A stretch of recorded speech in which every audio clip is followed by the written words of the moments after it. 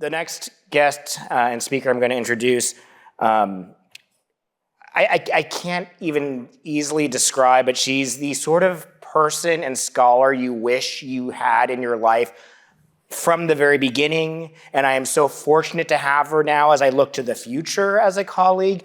Maisha Winn is the Excellence in Learning Professor at the Stanford Graduate School of Education, a fellow of the National Academy of Education, and I think you will see clearly why when she comes to the stage, and also the current president of the American Educational Research Association, which is the largest and most influential education research organization, I think, in the world, but definitely in America. So I am so thrilled and humbled to be able to invite Dr. Maisha Winn to the stage.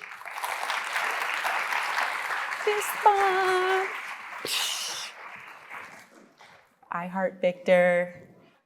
Thank you so much. In 2019, I embarked on a futures journey at the Institute for the Future here in the heart of the Silicon Valley.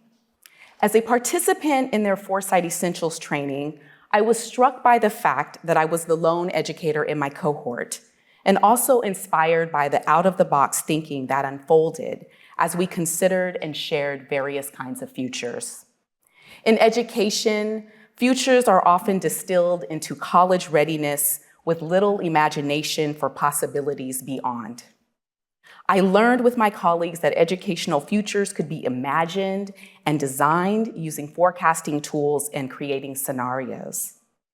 One of the foundational steps in the foresight process is scanning for signals of change, which Ben Hamamoto defines as evidence of the future that we can find in today's world. Signals of change are current and often surprising data points that help us imagine that another future is possible. The future that I wanted to explore at the Institute for the Future was not one depicted in science fiction literature or films. I was interested in the educational futures of children from non-dominant communities, and Black children in particular. Like science fiction and fantasy author N.K. Jemisin, I have long been aware of how terrifying it's been to realize that no one thinks my people have a future, and how gratifying to begin spinning the futures that I want to see. In many ways, my inquiry about the future of Black education reaches back as much as it reaches forward. Another step in the foresight process is looking back to look ahead, considering the historical context for any future we wish to explore. I started to conceptualize a new tool, historical signals, that is past innovations that may hold implications for future work in or beyond a particular domain.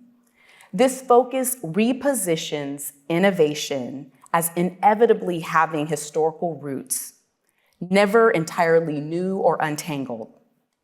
What if the future was already here?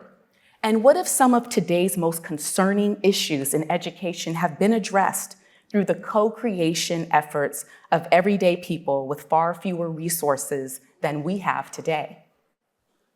I'm an ethnographer by training and a historian by necessity. My interest in the relationship between histories and futures is best characterized by a methodological intervention that I call historiography for the future.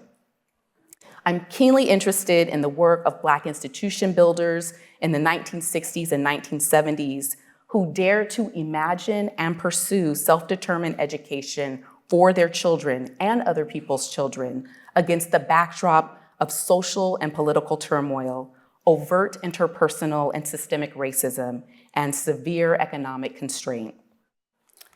It is not lost on me that I am centering history and archival work in the context of a convening focused on ed tech. However, as we consider and share and test ideas to affect change and to think via ed tech tools in this new age of AI, I believe we should consider other forms of AI. Chris Chapman, founder of Kingmakers in Oakland, reminds us of the importance of AI as in ancestral intelligence. In a letter to the Kingmakers community, Chapman reminds stakeholders that they too are in possession of great ideas and potential for innovation. Chapman's letter reads, "In our quest for empowerment and reclamation, we draw upon the profound wisdom encoded within our DNA, the ancestral intelligence AI that pulses through our veins. Rooted in the enduring legacy of our African ancestors, this reservoir of knowledge, spirit, and soul spans centuries, offering a roadmap for progress and resilience. True enlightenment transcends mere algorithms and computations. Ancestral intelligence knows no bounds."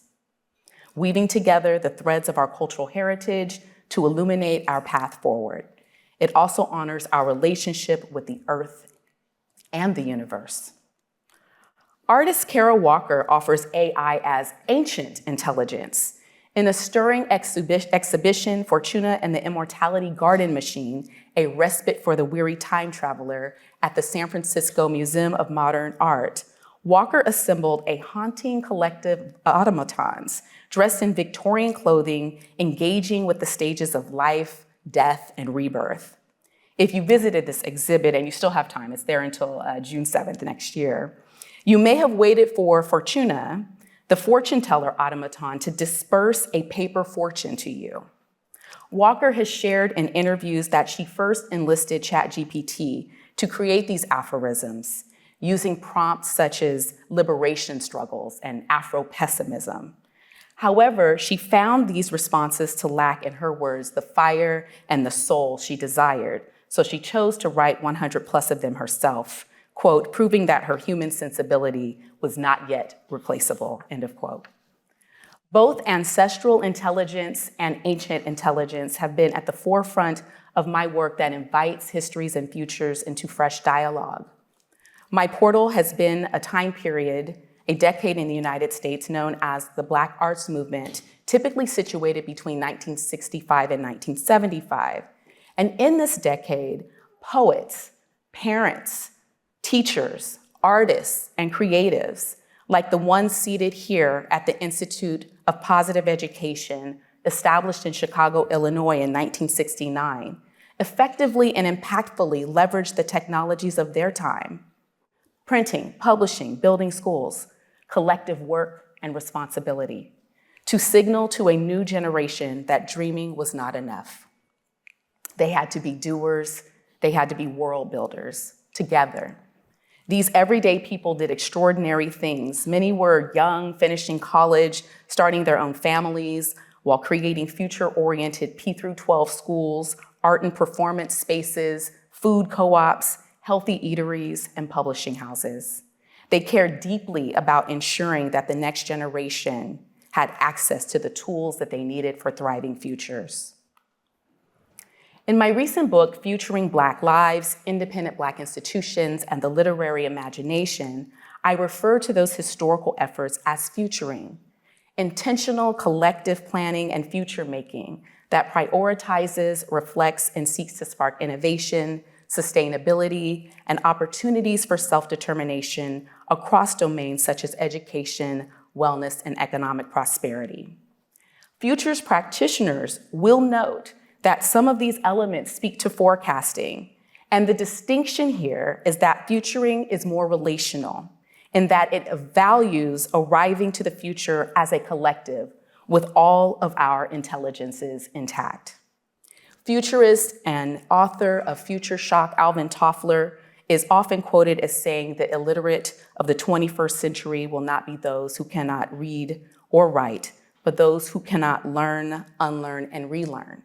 However, Toffler's actual words were, by instructing students how to learn, unlearn, and relearn, a powerful new dimension can be added to education. If we think this way, our work then is to learn what came before us and the ways in which people were surviving and thriving prior to the arrival of all of our ideas. Our work is also to unlearn that non-dominant communities do not have valuable contributions to future-ready education solutions. In many instances, these communities had to be more imaginative, dream bigger, and be more innovative in the face of not having access to mainstream institutions and resources. And finally, our work is to relearn the power of the collective and work that is tethered to a sense of purpose. As we prepare to be future ready, let's remember to look both ways. In front of us for paths of discovery, and behind us for innovations of the past that have relevant implications for the present and future that we may have ignored or missed. Thank you.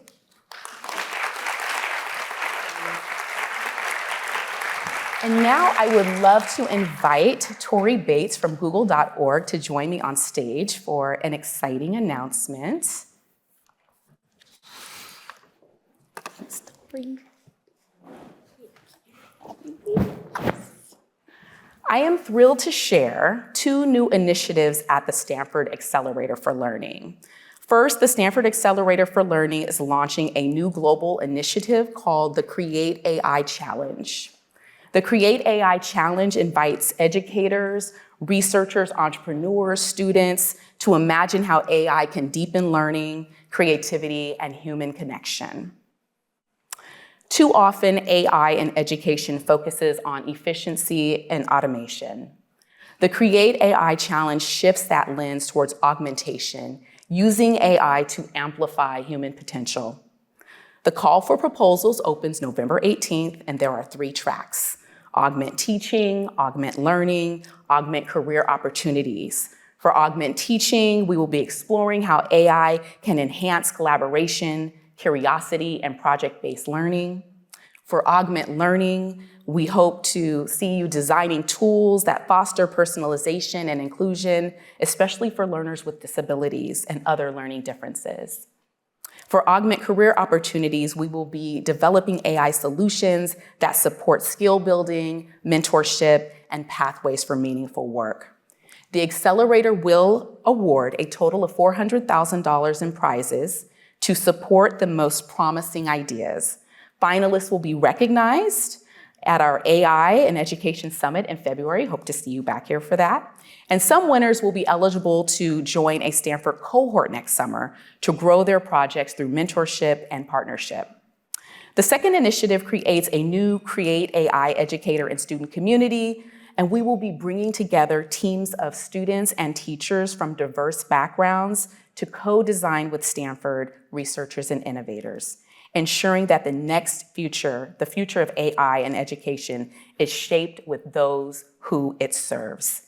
We are so grateful to google.org, especially Tori Bates and Karen Parker, who couldn't be here with us today, for their support in making this possible. And our formal launch is coming soon, so stay tuned, and we cannot wait to see what you create to augment the future of learning. Thank you. Thank you, Tori.